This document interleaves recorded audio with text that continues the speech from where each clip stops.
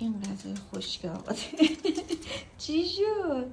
غذای خشک آقاته دیگه که لب نمیزنه مگر اینکه مجبور باشه، مگه نه؟ چرا اونجوری میکنی؟ چی میخوای؟ خب حالا الان داره ما رو راهنمایی میکنه. چی بدم بهت؟ چی بدم؟ اونجاست. ما خودمون کباب داشتیم، یه ذره از کبابم میخوام بریزم رو غذا خشکش. چی میخوای ماما؟ چی بشینه. آفرین. تا من نگفتم غذا رو نمیخوره ها، باشه؟ نه بشین. نه